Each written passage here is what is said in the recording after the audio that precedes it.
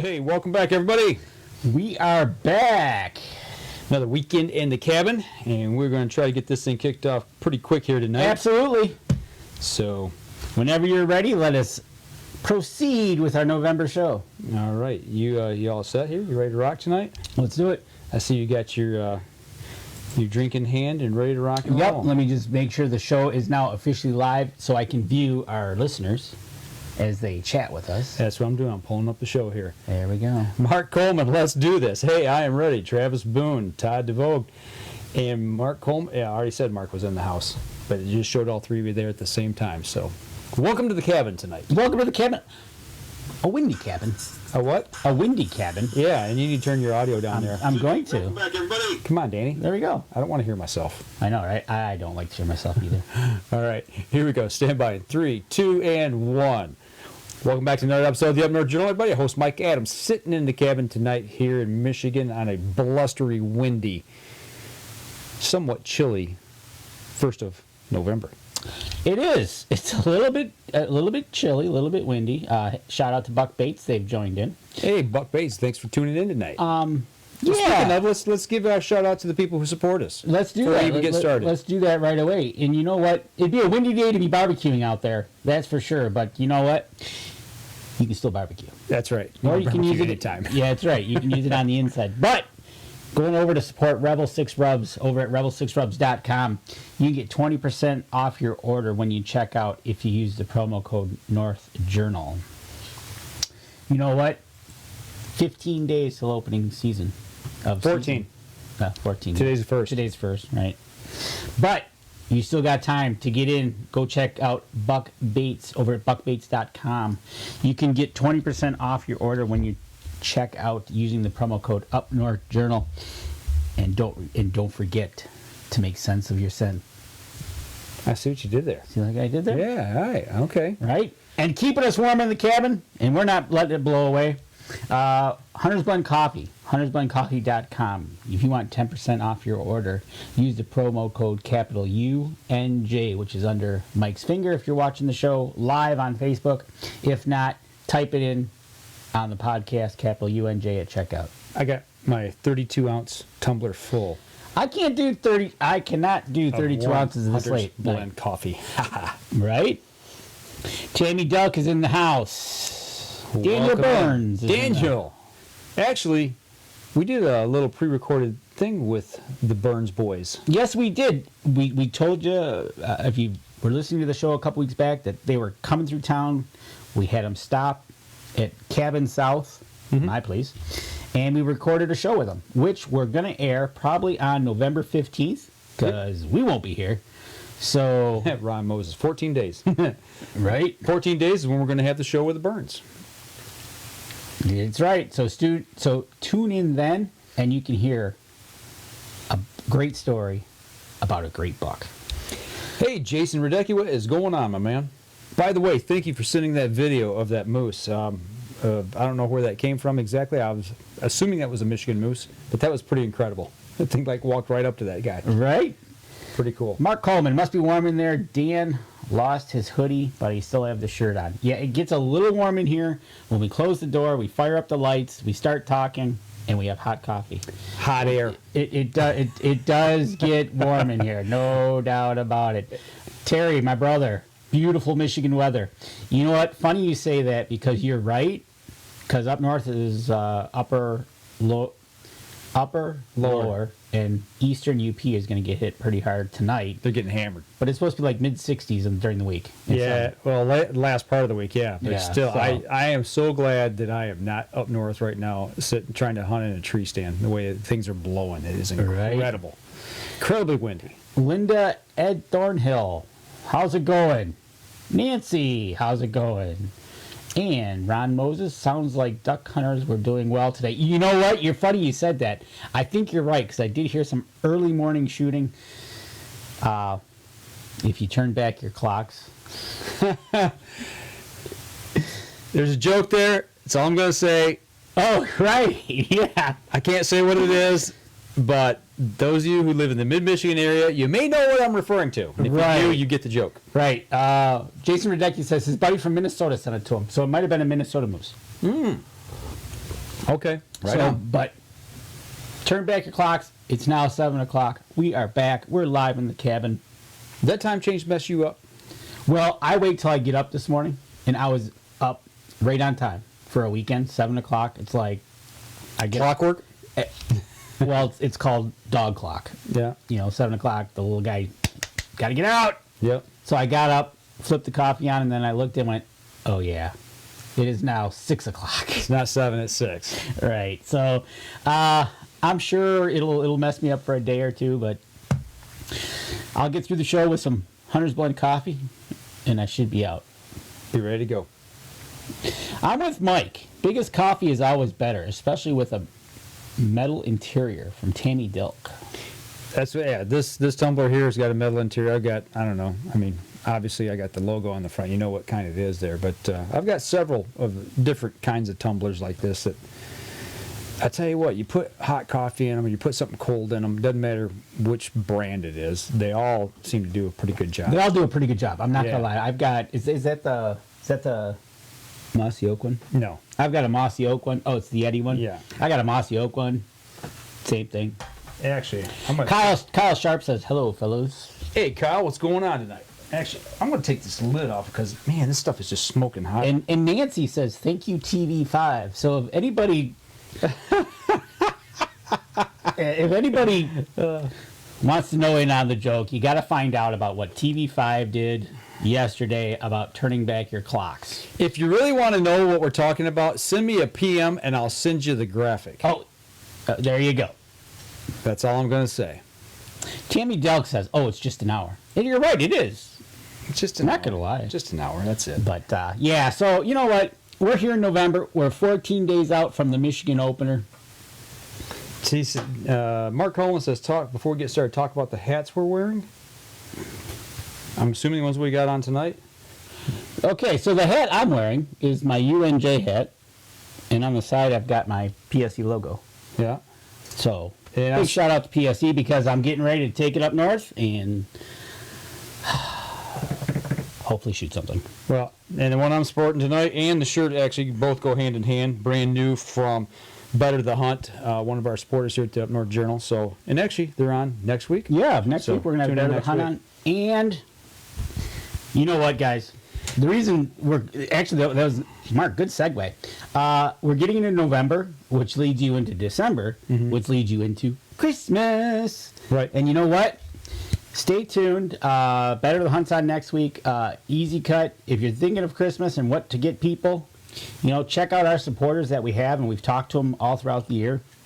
Great Christmas ideas. Great stocking stuffers. Stocking stuffers, Christmas ideas. You're right, Ron Moses. Ding, ding, ding. Good call.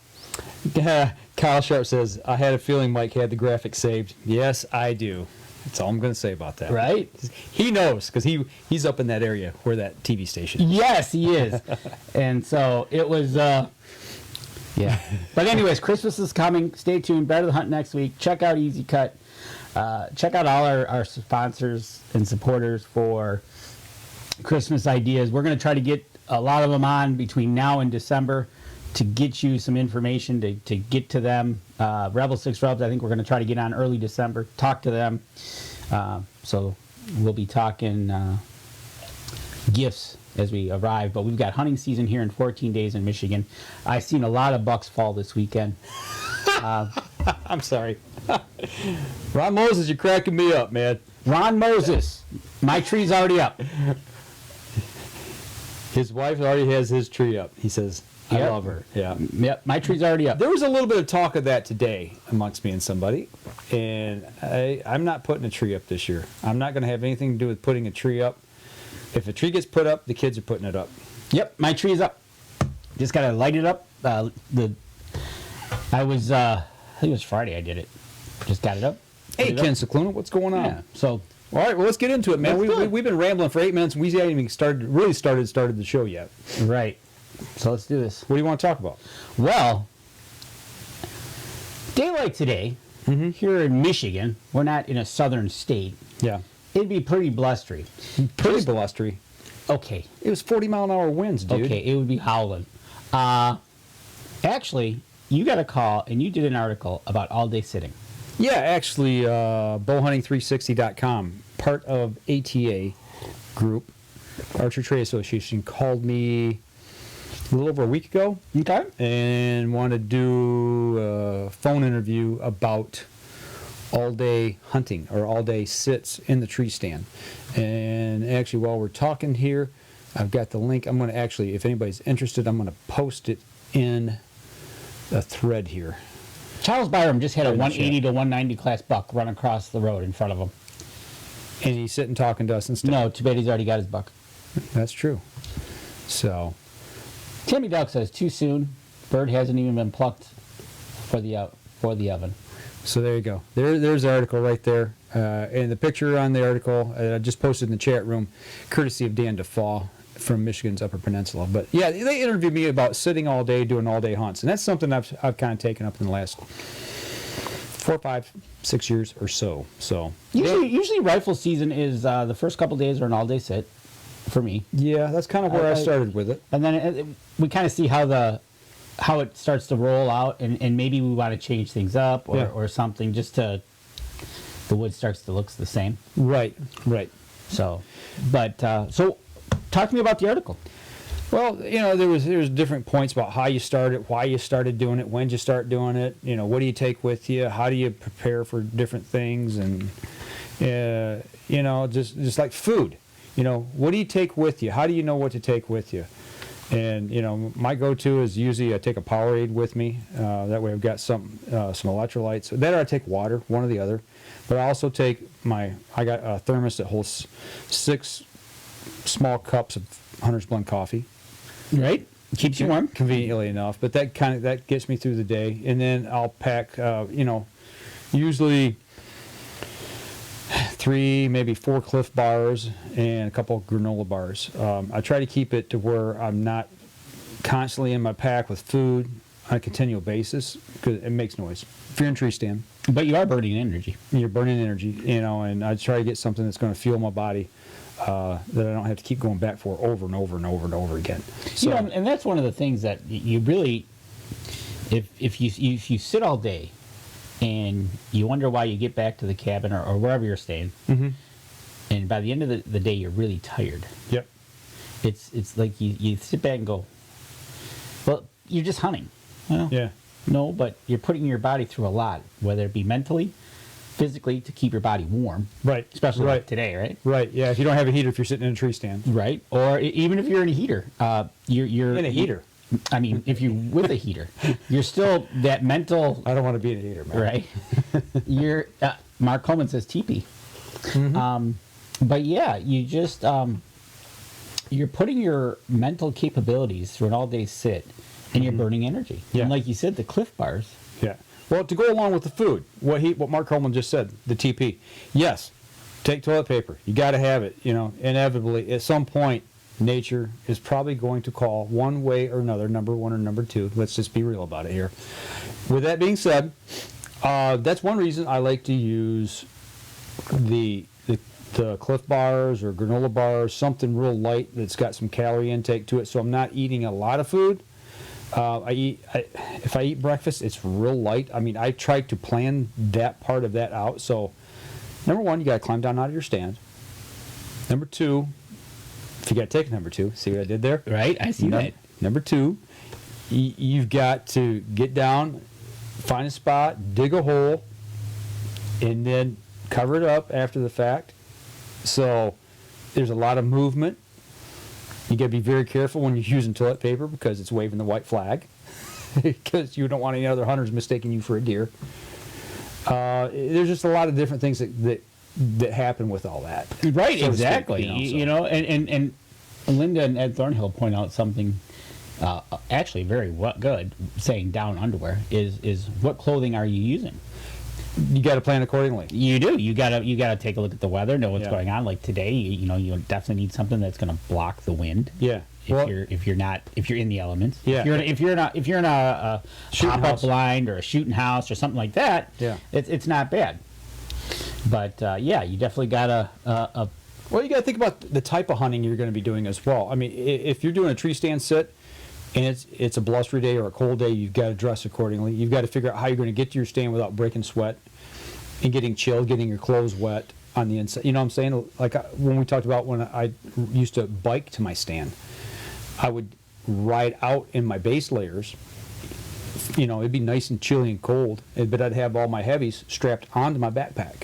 Right. So then when I got to my stand, I could suit up and I wasn't all sweaty. But now that I got the e-bike, just zip right out. It's not a Matter not a of bad fact, deal. it's funny you say that. I think it was this past weekend, a day around this weekend, one of my memories that popped up was when you, myself, and Dan were up at your place. Yeah. And literally, we were stripping down to walk out, Yep. and it was pretty cold. But yeah, you know, just to make sure we don't over sweat, overdo it, get into our stand. Right. A change of socks is always good. Yep. Because if your feet sweat, you want to change those out. You know, the other thing thinking about too is are you going to be doing a sit or are you going to be doing a stalk? You know, some people like to get out and stalk with a bow. If you're doing an all-day set, that helps pass that time.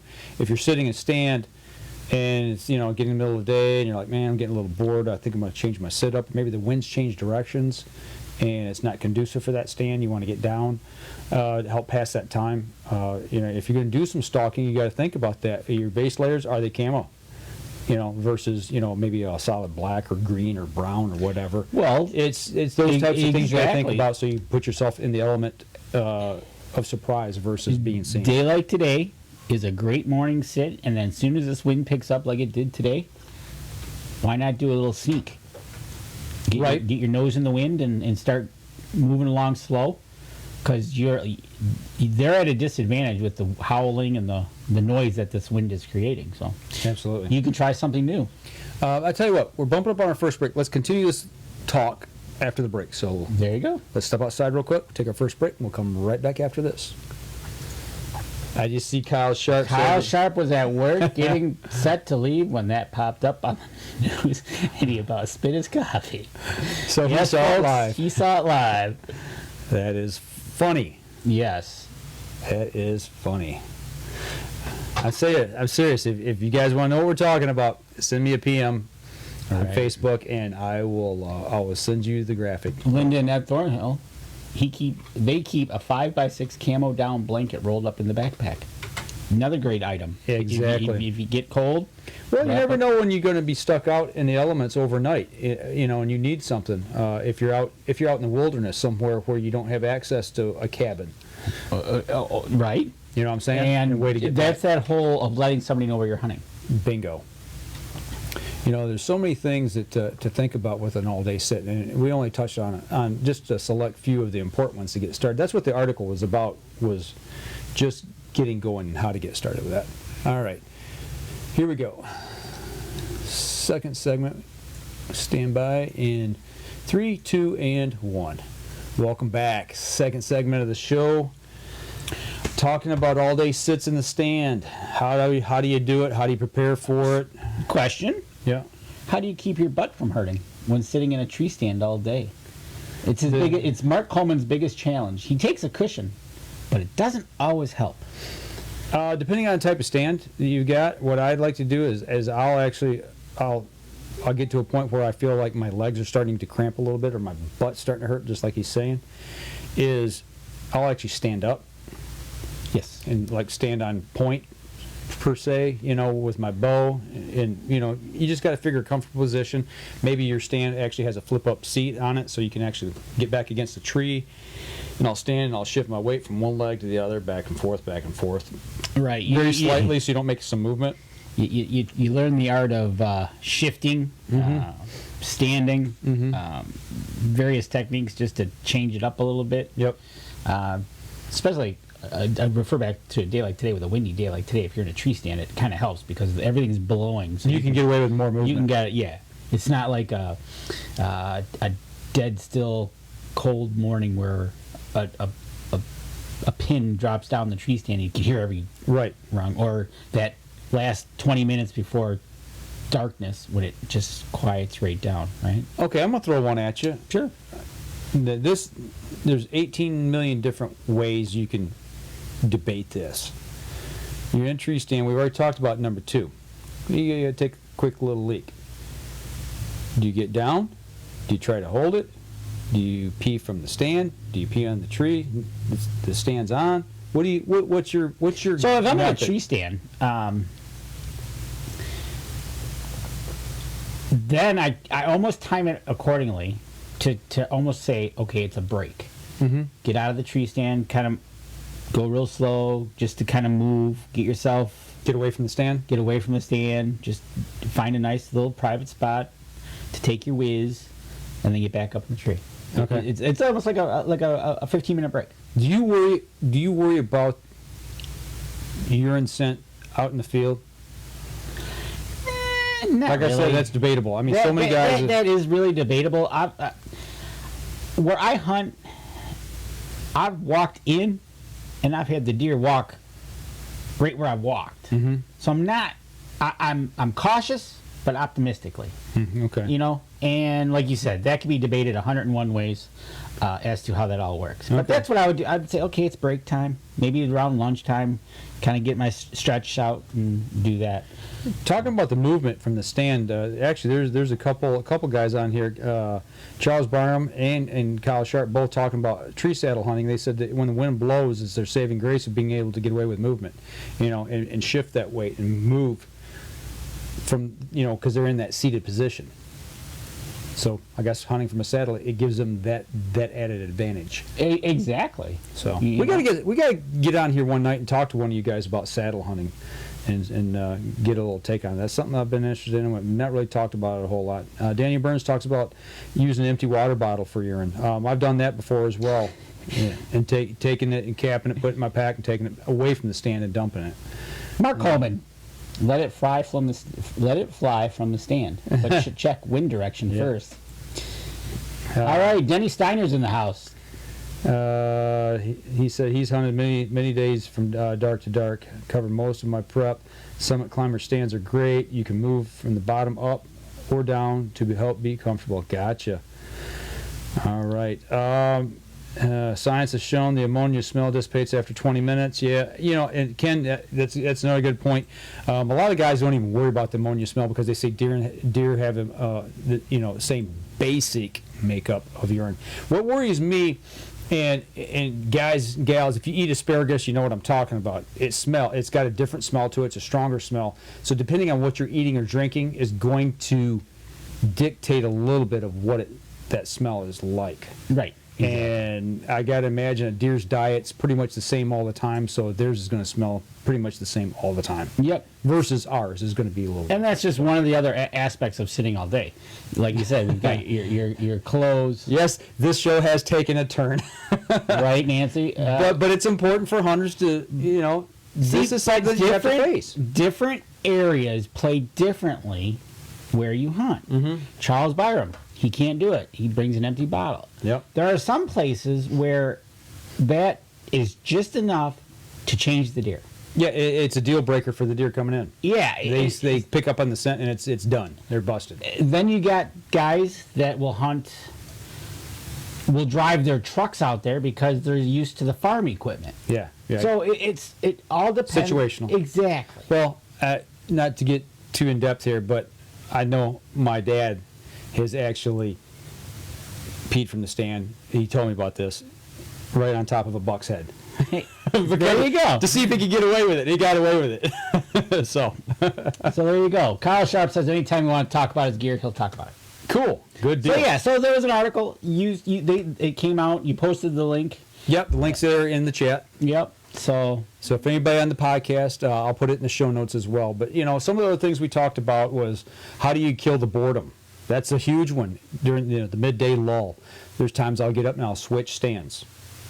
Just because there's nothing going on, if there's no deer activity, it's like, okay, I'm going to get down. Don't be afraid to get down and go to a different stand. Or if the wind direction changes, get down and move to a different stand. watch your conditions. Yep. If the wind changes, if you're in the open, you're not in a shooting shack, switch. Because it's the what is it? The afraid to make change. Yep. Don't be afraid to do it. Don't be afraid to make change. Because one end of the field might make a difference. Exactly, and this is huge. Cell phones now, everybody's got them. They take them with them. Yeah, we're not supposed to be on them while we're hunting, but I tell you what, when things are at a low, it can be huge. Make sure, though, if you take one with you, because inevitably you're going to be texting your buddy, or you're going to be texting somebody back home, yeah, this is what's going on. Or you're checking your weather conditions, or if you've got it hooked up to your trail cameras, you're getting trail cam pics and go, wow, man, I should have been in that stand today instead of this one.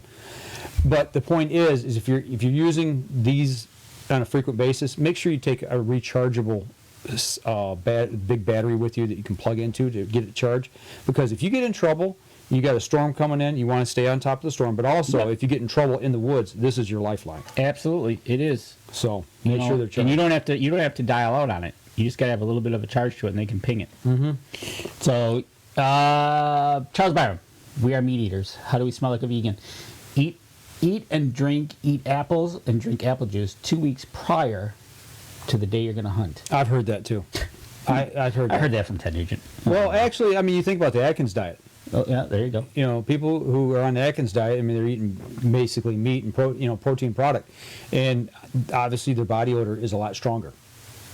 Another thing to do while you're out there to cut boredom is assess what you're doing to wherever you're hunting. Mm-hmm. Start thinking differently. What if I put a stand over there, or start running different plays in your head and scenarios. What's your plan for doing this, or what's your plan for doing that? Just play some mental games with yourself that keeps your mental alertness going, because if you're sleeping, it usually doesn't work out. You should be sleeping in a tree stand to begin with anyway. Well, that's dangerous. Absolutely. No doubt about it. Plus, the buck of a lifetime is going to walk by. The other thing that I like to do a lot of times, because I'll usually have my rangefinder in my front pocket, I'll pull it out and I'll say that tree is 43 yards, and then I'll range it. You play that guesstimation game. The what ifs. Yeah. What if the deer comes this way and he's behind that tree? What if he comes this way? Am I right? Am I wrong? Am I ready? So yeah, no, I was doing that when I was in my stand. If the deer comes from here or comes from there, where's my shooting lane? What do I plan to do? What am I going to go for? So yeah, so an all day a sit can be mentally and physically challenging, especially in weather like today. Kyle Sharp takes a Sudoku puzzle book with him. There you go. Something as simple as a small book, whether it be crossword Sudoku or whatever.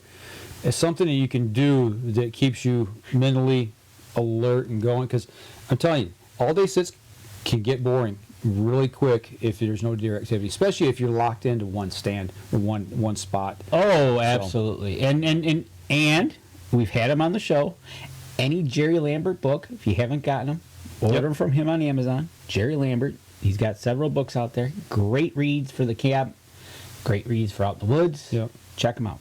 So those are just a few of the things that I do to help break some of the boredom when I'm out in the stand. Another thing, talking about for beginners, any of you guys that say, well, you know what, I don't know if it'd be for me. Well, then, when you go out for your morning sit, extend it an hour or two. Go out an hour or two early for your evening sit. Start extending your hunting times until you get that overlap to where you start staying out all day. Gradually progress into it. So, all day sits are not for everybody. And they change too, because as you get deeper into the season, it gets shorter. Because a sit on October 1st is a 12-hour sit, as opposed to, actually it's longer than that, I think, as you get into November, right? So, like Mark Coleman, he checks his equipment, he runs through it. It's repetition, making sure he's got everything ready to go. Charles Brown talks about another great thing about this hunting saddles is totally sleep safely all the time. And I've heard that from the guys who do the saddle hunting, that it is completely safe to fall asleep in those saddles, the way they're strapped in. And my brother wants a good snack. A good snack. I always have a good snack. But you got to keep them quiet. That's the key, especially when you're in archery and you're in a stand, archery hunting. So, Tammy Dell, bit of a fidgeter. I am in a ground blind. You can get away with a little more movement that way as well. But like I said, cell phones pass the time in a good way. But you got to be alert, mentally alert. But you got to have that battery to recharge. I wish I had mine in here. I've got a big brick. It's about the same size as this. Yeah, I got the smaller bricks. About the size of your phone. And I can got a get couple 4 charges, and that'll get me through a day with no problem. Right, exactly. So you just figure it out, and you test different things. And if, in my case, I can't shoot any does, so I can try to see what I can get away with them. Mm-hmm. I Drawing back on them. drawing back on them, moving right to left. Can they hear this noise? Can they hear that noise? One of the things I did in our ground blinds, we put from the foam mats. Mm-hmm. Went to Harbor Freight, Foursquare. Gotcha. Yep. Keep it quiet. Keep it quiet. And they don't mind. So, yeah, it's really, and at the end of the day, when hopefully you're successful, and if you're successful, I've been on an all-day sit, and it takes till like 2 o'clock to get your deer, Right. and it's like, okay, Well, that's the other thing about, an all-day sit. Well, it's like people say, well, why would you want to sit out there all day? Most of your deer movements between, early in the morning, right after the first hour or two after daylight, and then last hour of daylight or two of daylight before dark. And it's like, no, the first buck I shot was at 11:30 in the morning. yep, Almost straight up noon. So I've seen plenty of deer movement. I've seen lots of other game out in the middle of the day. That coyote that I shot 2-3 years ago, middle of the day. middle of the day, running a buck. Well, that's the thing. It's you got to remember, deer have a tendency to go all night, then they'll shut down for a couple hours, and then they get back up, which puts you just right about midday, which is actually warm for them because they're using the warmth of the earth, right? So Okay, so Mark Hellman, he's got a good question here. A couple quick questions actually. He said, there's stuff coming in left and right here. I'm trying to hold it down so I can read it. He says, who do you text or call first? Number 1, in an emergency, and number 2, after you shoot a monster buck. Dan? who am I hunting with? We'll get the first call. Okay. It's An emergency or? yes, Okay. because they're the closest to me. Okay. If I'm able to get to my phone in an emergency, who am I with? Mm-hmm. Gets the first call to come help me, Mm-hmm. or to say, hey, I shot one. I'm going to need help, or I shot one. Don't worry about it. Yeah. I got it. Just sit tight. We'll take care of it at noon, Mm-hmm. or we'll take care of it after dark. Right. Or I'll take care of it at all. Because we pretty much know if it's gun season, who shoots. I'll get a text, hey, was that you? I'll say, yeah. Mm-hmm. And do you need anything? Nope. All set. Deer's down. I see it. Right. We'll take care of it later. Okay. And then I can just take my time, back out, do what I need to do, go tag the deer. Yep. And take care of it. Emergency, same thing. I need the closest person to me to come help me. That's who's going to get the phone call. Okay. For me, if it depends if I've shot a buck or a doe. If it's a doe, I always text the people in my hunting party that I'm with. Hey, that was me that shot. Or if I'm archery hunting, I'm like, hey, I got a doe down. Same thing. Hey, I'm good. Or hey, I need some help, or whatever. I run through that scenario. If I've shot a good buck, the first call is going to be to my dad. Always has been, probably always will be, as long as he's still here on the earth with me. He's the one that brought me up hunting and taught me the ropes, so that's my go-to phone call. Case of an emergency, it's going to be to who's closest to me. Absolutely. And if nobody's closest to me, it's going to be 911. But I want to go over something for you guys who have iPhones. If you've got a iWatch, which I've got and I've had for almost 2 years now, these newer watches have what's called a fall indicator on them. Yes. And a lot of people I've talked to don't know this, but I keep mine turned on, especially when I'm hunting and climbing in stands, because in years past I've hunted by myself quite a bit. And what this does is if you were to fall, it detects the fall, and it has an alarm or a indicator go off, and you've got, I don't know if I think it's 30 seconds to actually shut it off, that you're okay. If you don't, It automatically calls 911 and gives them your GPS coordinates. Secondly, everybody that's in your contact list, emergency contact list in your phone, It phones them? it sends all of them a text message, and it also indicates where you're at. Okay. And that you've fallen. So Nice. to me, these things could save your life. So that's just a nice little piece that you can have there. So Right. Conditions really got to be great before I will do an all-day sit. Not going to do it just because I want to. That's Charles. My brother says make sure your wife's cell phone is turned down. That helps. Tim, share a blind with Ed and Linda. He has some great stories.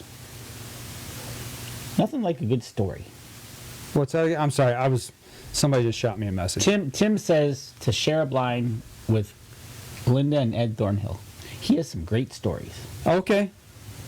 Stories are always good. Absolutely. So, okay, that takes me down a tangent. We got time, actually. Last quick tangent here. All right. And we're going to take a break. When you sit with somebody in a blind, you talking back and forth, or you keep it silent? Yes. Okay. There'll be silent times And times where you're telling and stories. times where you're talking. Depends on who I'm with, too. If it's somebody that's maybe new to hunting, You're giving them instructions. yes, hey, if there's a deer coming in, Okay. watch the deer. What's happening? Gotcha. They're looking behind them. Oh, there's deer in. They're all looking left. Start looking that way because Right. they see something we don't. Right. And actually, they are great indicators. They will stare at something until they identify it. Then they Either, check off on it and they're okay. or they take off. Or they take off. Yeah. But yeah, either or. It depends on who I'm with. And Okay. if it's somebody, like we've been hunting forever, it's like, yeah, then we start making stories and. He usually gives me hand signals, Right. not the nice ones. Right? So. All right, I tell you what, let's step outside. We take our next break. We come back. We're going to take a little different turn here. We come back. We're going to talk about one of the big shows that's just been canceled here in the United States. We'll be right back after this. All right, good questions, everybody. Do you catch yourself checking what time it is way too often in the stand? I do, and it drives me nuts. Yes and no. It'll be like for a little while there, it's like, but then it'll be like, wow, I didn't know that hour went by that fast. Maybe you're interrupted by deer or whatever. Or I think it has more to do with what's going on at the time. If you've got game in front of you, if you're watching deer, I think I don't clock watch at that point. But No. when I'm bored and there's nothing going on, I'm constantly. Sometimes I check my watch when I see if I'm watching game. I'll check to see what time it is to say, okay, it's 9:30, Right. and then start to see if they're starting to pattern. I get what you're saying. Because usually on our property, between 9 and 10 is kind of our witching hour. We get Okay. a lot of movement at. People getting up, moving, going back in for lunch or whatever. Yeah, it just seems to be one of the big ones. All right, here we go. Stand by in 3, 2, and 1. Welcome back, third segment of the show. We talked a lot about sitting out all day, the first two segments here, and that little interview that we did with Bow Hunting 360. You can find, for those of you on the podcast, find the link to that article in the show notes. And for those of you on the live stream, we've actually put that in the chat right there towards the top, pretty close to the top. So, speaking of Bow Hunting 360, ATA, and all that, we recently received word, what was it, 2 weeks ago-ish? About 2 weeks Maybe ago, three, that They've canceled? well, it's the ATA show has officially canceled. Well, public showing has been canceled for 2021, and they've moved the show to online. It'll actually it's going to take place a week later than originally scheduled for the in-person appearance. It's now going to be a week later, and it's going to be all online. Now they're going to still have all the show specials. They're going to have the classes. They're going to have the education classes. They're going to have their awards announced. They're going to have an online media summit. Everything, but it's all online. Now, there's been some talk of, was it the right thing to do? Was it the wrong thing to do? It seems a lot of these shows, you sent me one that said the Harrisburg show was canceled. That's a public event that's being canceled. Yep. And like I said last week, there's a wild game dinner that's on the brink of being canceled. They'll tell us in December. But yeah, so with that being said, with the ATA, we won't be going to ATA this year. We won't be doing our ATA show specials that we try to do live from the show floor when we have so said person right there with us. Right. So I think that's going to be the biggest disappointment for me is the fact that we're not going to have those people on and be able to talk to them. And it was talked about this by another media outlet. It's the one time of the year that we see some of these people. Exactly. We talk to them on the phone, we talk to them on Skype, and this is the one time we actually see them in person. We can actually sit down with them, we can actually talk with them. It's not going to happen next year. So with that, it's a sad thing, but it is what it is, and we'll figure out how to go about not being able to do it. It sounds like it's going to be a lot more phone challenging and Skype challenging, but yeah. So that it's been canceled. It's all online now. So it'll save us a few days of vacation. Save us some money. But is it the right thing to do?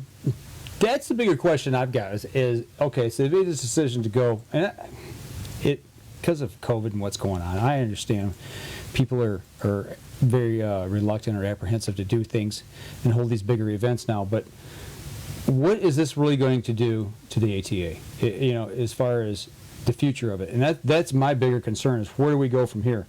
This year ICAST went virtual. I didn't actually watch it per se, so I don't know how that turned out and how that's going to affect them from going forward. But we've talked about this several times here in the last 2 or 3 years, how it seems like the show floor is starting to shrink. We have less people on the show, or less exhibitors on the show floor. The aisles are getting wider. Yes, exactly. The exhibitors are getting smaller in number, and the aisles are getting wider. Mm-hmm. It's kind of a dead giveaway. So. But yeah, so and another thing is, there is a few mega companies out there that have a dozen or so names under them as their umbrella, and what that's done is now is opposed to having 12 different exhibitors, you just now have one big exhibitor that's got maybe the booth space of 4. Right. So you're losing people that way as well, or losing manufacturers that way as well. So if they're able to pull this off virtually this year, is that going to set a trend from now on for it to start being virtual, people pulling back and saving their money, on the company side to go to these shows? What are they really getting out of it, and what? Well, you think about it, and these companies, they spend the bigger companies that get the bigger booths spend a lot of money. They got to send, PSE sends a truck, they send their equipment, they send people. Shout out to my dad who's watching right now. Thanks for tuning in, Pop. Look at that. Old Pops is on listening, watching. Right. So they're spending a lot of money. The smaller guy trying to make it into the industry, whether he's in Innovation Row. That's the people I think it's going to really hurt. That's their a couple chances that they have to break into the door, to let somebody see their product. Right. They're not going to be able to, in essence, show their product around. Hey, come over to my booth. Here's my card. That personal repertoire you gain with different people, whether it be at the show or at a dinner or at a hotel, within the area of the show. I think what's going to happen, I think it's going to redefine what this is going to turn into. Mm-hmm. It'll take it's already slated for next 2022. It's going back to Louisville. Okay. Yeah, I know, right? Louisville. But I think it's going to redefine how things are done. ICAST was probably going to find out. It'll take them maybe a year or two. I think it's going to take ATA a year or two. Yeah. Depends on if we get back to a normalcy of what that is. And it also depends on how the retailers and sales do for next year. That could be huge. If they figure out they can do this without having spend the money on an actual show, I think that I think you're going to see the end of ATA, the actual trade show. So.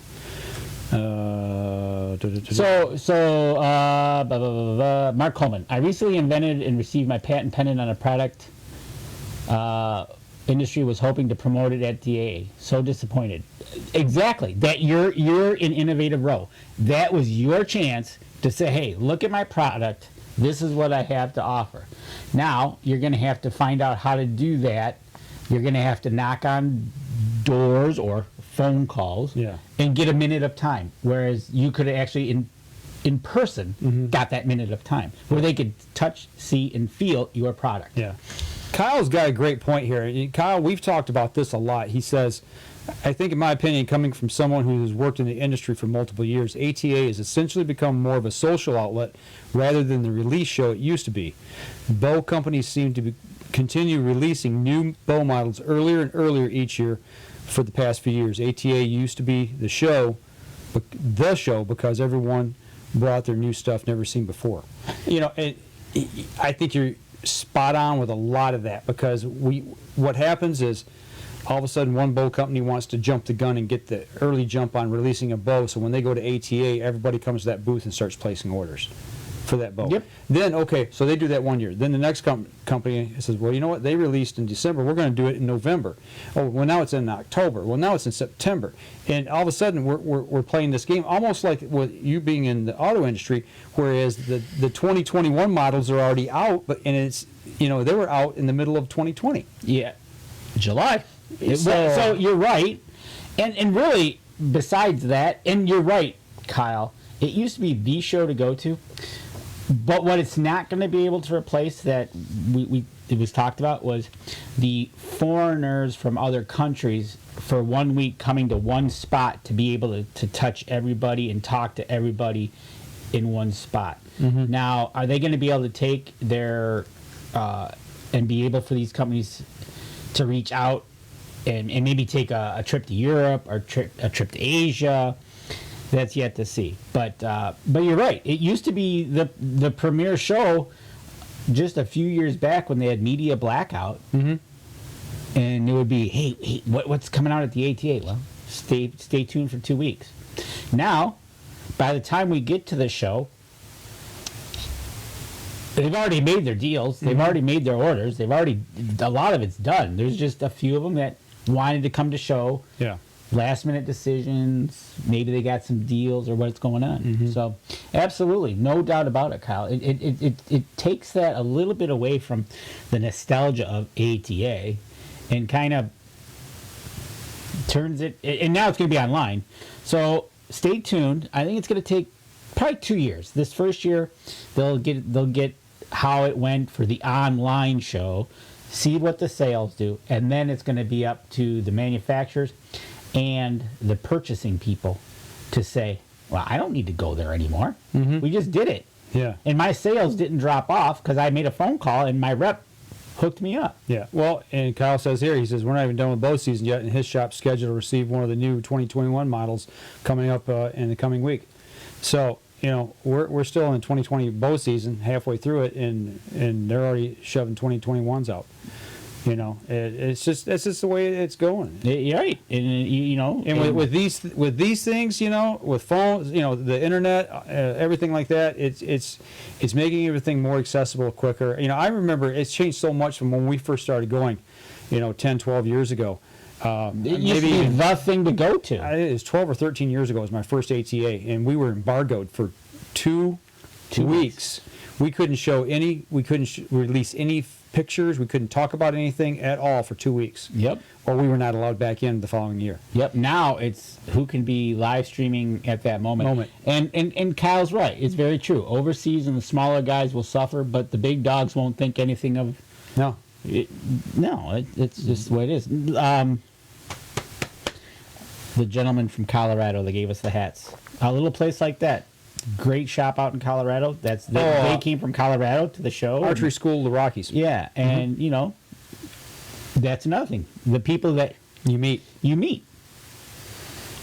made friends up in Wisconsin from the True Flight Arrows or True Flight Feathers. You know, the gentleman and lady from them. The lady from Grayling Archery Products. Oh, yes. I know what you're talking about. She used to work with Fred Bear. Yes. But those types of people that we're not going to get to see in the industry that, and they're getting on in a few years, but you wonder, are we ever going to get to see those people again? You don't know, because there's going to come a point in time when people quit going to the show or they pass on. Right, and it's one of those things. What's all this doing? What's it all mean? So, is it sad? Yeah, I always look forward to that show because we get to go see the PSE guys. We don't always get to Arizona. So that's our one and only chance to see those guys and meet them and talk to them and everybody else. Randy from Better the Hunt. Yep. He's from Idaho. Yep. It's not like we're going to run into him in the coffee shop. Right. So, but yeah, so it's really interesting that these shows. I think for ATA, it's going to be a change. I think what's really going to hurt on these public shows, Harrisburg, Outdoorama around here, if they cancel shows around here, it's the guy and gal that make money specifically off the show. The smaller items. The smaller companies. The smaller companies that rely on the public events. Selling at a booth. Yep. They're the ones that are going to hurt on that aspect. ATA is going to redefine itself. Yeah. In what way? We don't know. Stay tuned, because I think it's going to really come down to money saved and what the bottom line is. Yes, Mark Coleman, we are. Actually, you know what? Let's go ahead and take our last break, because that's what I want to talk about. He says he thought we were going to talk about wolves. That too. All right. We're going to step outside. We're going to take our last break, and we'll be right back after this. All right. That's funny, because I'm like, we got to get this talk in. Saving the most controversial part for last. Yeah, we always got to do that. So, Danny's always got to take on the wolves. Yeah. So, actually, this was his topic tonight. This is the one he wanted to talk about. So, I'm going to let him take the lead on this. All right. Here we go. You're being called out, Danny. Yeah, that's fine. Here we go. Stand by. 3, 2, and 1. Welcome back. Last segment of the show. And one of our guests has said, when we're going to talk about the wolves. We're going to talk about wolves right now. Yeah, we are going to talk about wolves because the Trump administration has and is working to remove them from the endangered species list, returning that back to the individual states to manage, except for the Mexican wolf. It's the only exception to the change. I didn't know there was a Mexican wolf. I didn't know either. So, News what that does now is it tells you one thing. It tells you that the gray wolf is a success story. I think it is. It is a success story from bringing them back. They were pretty darn near extinct due to trapping and killing. And so now that with this protection, they have recovered, and now they're back. To a point where they can be managed. Yes. So they estimate there are about 6,000 in the lower 48 states. Now, it exceeds 6,000. I'm going to say it's probably a lot more than that because I don't know how you can count each one. Well, they estimate we've got, what, 1,500 to 1,800 here in Michigan alone in the Upper Peninsula? Right. So, with that being said... So you really think we got almost a third of the wolves here in Michigan? I don't. I think we got more. I don't think we have a third of the total population. I have a hard time believing they know where everyone is. Now what? Kyle calling me out. Is that right? We're about to get fired up. No, not really. It's really good. It's one of the things... I think it's a good thing. They need to return it back to the states. Yep. Let us manage it. Let the DNR manage it. Hang on, let me get the soapbox out. Right? Dust it off. Here you go, Danny. Thank you. Jump up there. Let's manage it the correct way. Because I had a conversation this past week about this, and it was funny because it wasn't funny. It was. I was asked a serious question. Well, you're going to go out and kill them all. I said, no. You go out and manage them, just like you manage the bears, the coyotes, and everything else. I said they're not that easy to hunt. We are the one and only hunt that we had here in Michigan. They slated 43 to be killed, and they made it to about 22, but they didn't use trapping. It was purely hunting. Right.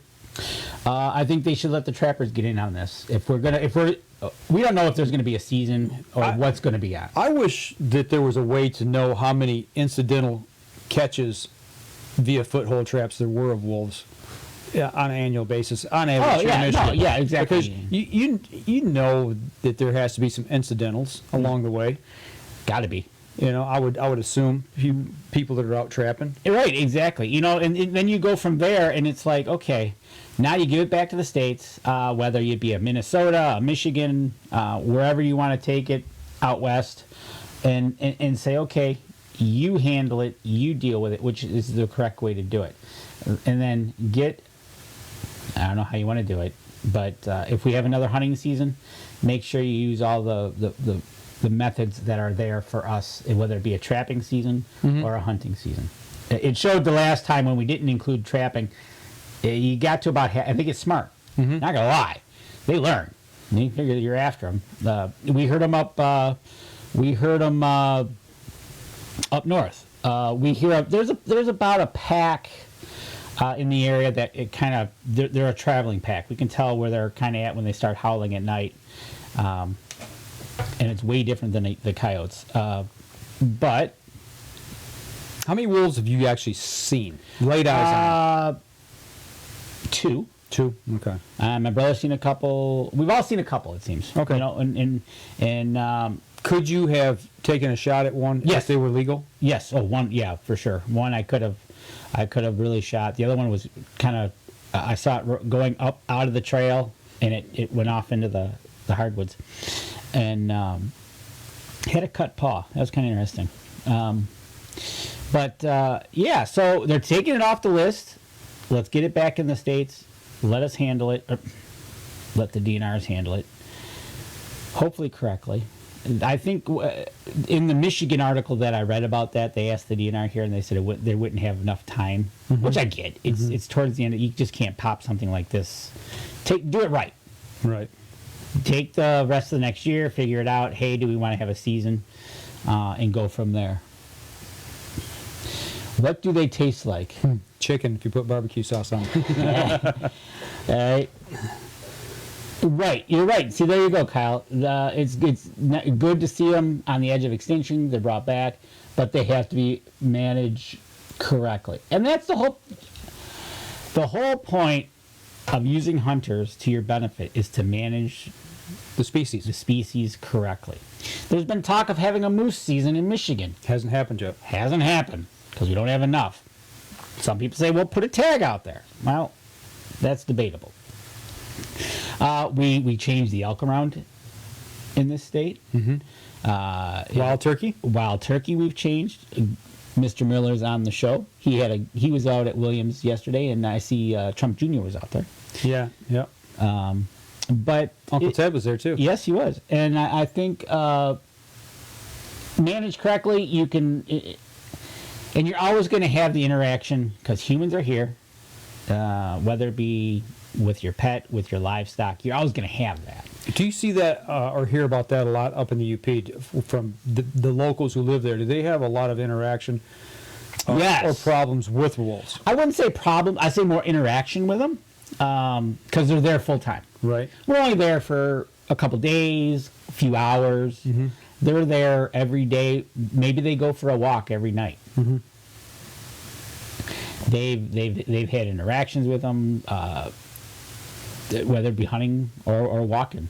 So yeah, the locals up there definitely have an opinion of them, good, bad, or indifferent.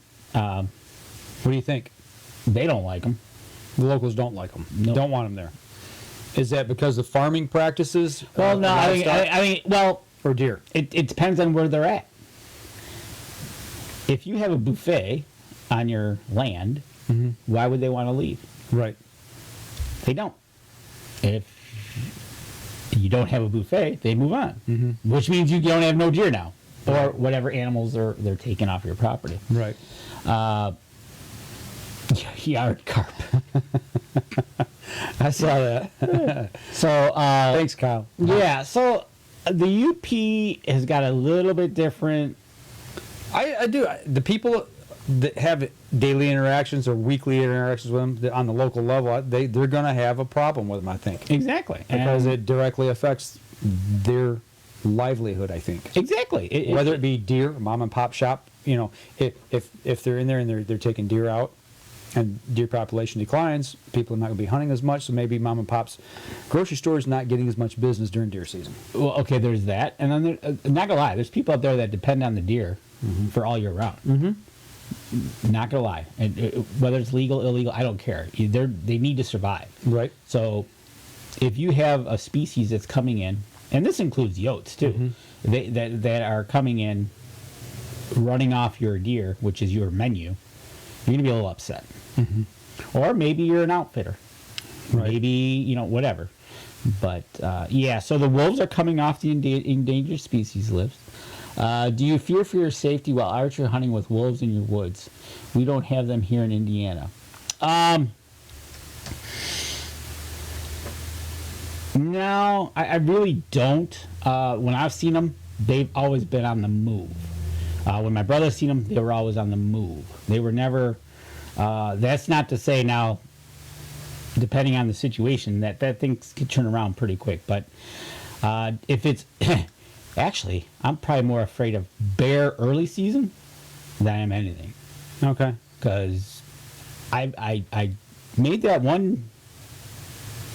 I wouldn't say it was a mistake. It wasn't a fatal mistake. But I came between a cub and wherever mom was, and I did not feel real comfortable, and it was October. Did you hear the snapping?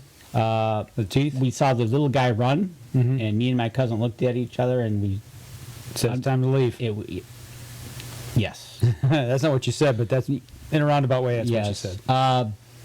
So it could turn bad. Well, as far as wolves, it could turn bad. As far as yotes, you got into that issue in the lower. Yeah. Well, we've had wolves on our property in the lower. There's been 3 sightings of wolves on our place up north in the northern lower. And the only instance I was ever really concerned or worried is once I saw a track that was cut in the snow. It was in early March. Or maybe it's February. I can't remember. We were up coyote hunting, and we cut a wolf track. And it was the only track we saw on the whole property. There's no way it was a coyote track. It was way too big. The gate was way too long on it, and it was running the main trail. And that day, we did not see a bird, squirrel, deer, nothing. We saw no living creature on our property, and it was the strangest, oddest day I've ever spent in the woods. It's pretty quiet, doesn't it? It was incredibly deafening quiet, and the person I was with, I kept saying, "Man, dude, something's going on here. Something's wrong." Right. And we cut that wolf track heading back to camp that morning, and I was just like, "Oh my gosh, this is why." Yeah, wolves on the property, and there's nothing around. It scared everything off. Right. So. Jordan Miller had an interaction with 2 wolves last year out of deer they harvested in Manistee. They would not stand down even after warning shots. It's time to manage the population. It works for them too. Mm-hmm. It's their food. They need to survive, and you're in the way, and you're trying to take it from them. So they are not. Jim Miller asked, "Doesn't the wolves have a big impact on deer in the UP, especially in the yarding areas?" That's up in your area. Yep. Absolutely. It's basically putting out the dinner bell. Ken must be attracted to the fish smell on you all the time. Nice. You're right, Jim Miller. They know where the menu goes. When they start yarding up, it's that snow gets deep, and they can't get on top of it. Where we see it at our place up north. The same thing. The coyotes pack up, especially when you've got 2 feet of snow on the ground. They're running on top of the crusted snow. They're chasing the deer down, killing deer. I mean, we see deer kills on a regular basis up there between January and March. The easy pickings. Mm-hmm. They'll start with the weakest ones first. Yep. Or as we talk about the herd and the health of the herd, whether they're stressed, weakened, or whatever, those go next. Mm-hmm. Which then puts your bucks out there, and that's a whole nother discussion. But it's time to put it back in the state's hands. And let's do it right and manage them. What I hope happens, I hope that's what that does get back in the state's hands. I hope this doesn't go up into the courts again, where they put a stop on this and say, hey, we're going to look at this and make a ruling and yada yada yada. Where we went through so many times. I'm hoping that this is finally it, and then we can start true management and move on with this. If you see a random bonfire burning in the middle of the nowhere, someone has popped a wolf. So I've heard. Not true. You will never know when one is. You won't see a bonfire. Just I put it to you that way. It's Well, from what we've been told, a lot of these wolves have mortality chips in them, and as soon as they've been shot, that mortality beacon goes off. DNR is on them pretty quick. how far south in Michigan do we have wolves? I know Alcona County.